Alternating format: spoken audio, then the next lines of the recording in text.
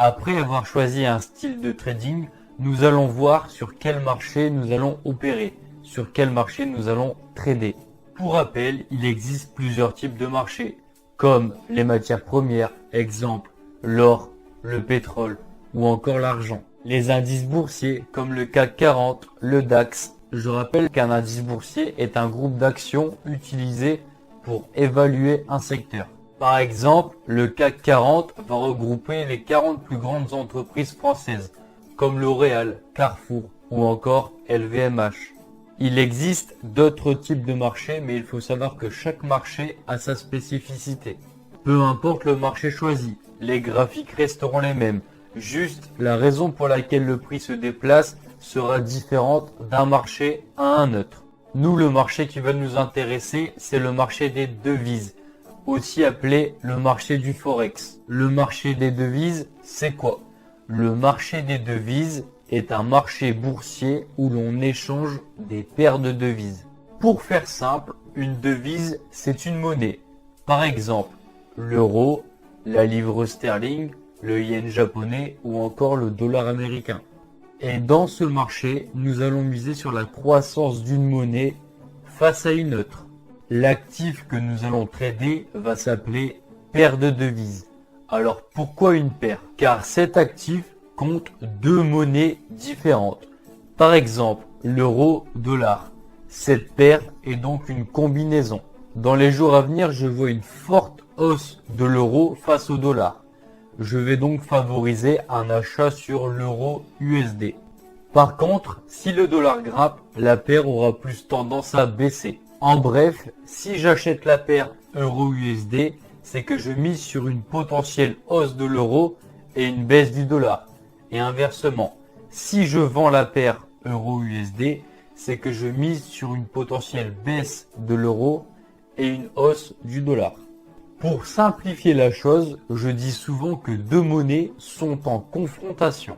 La première devise, nous allons l'appeler la devise majeure, aussi appelée la devise de base. La seconde devise est appelée la devise de contrepartie, aussi la devise cotée. Alors, qu'est-ce qui fait varier le prix d'une devise? Il faudra prendre en compte la stabilité économique et politique du pays propriétaire de la devise, ainsi que l'offre et la demande. Alors, quelle paire de devises choisir pour débuter? Je vous conseille les paires majeures. Dans les paires majeures, on peut retrouver l'euro-dollar, l'euro contre le dollar, l'USD JPY, le dollar contre le yen japonais, le GBP USD, la livre sterling contre le dollar américain. Alors pourquoi ces paires sont-ils dites majeures? Tout simplement parce que ces paires sont les plus tradées et les volumes échangés sont les plus importants. Les autres paires sont appelées paires mineures ou paires exotiques. Il en existe des dizaines. Reprenons l'exemple de l'euro-dollar. Si j'achète l'euro-dollar, c'est que j'ai soit un avis positif sur l'euro ou un avis négatif sur le dollar.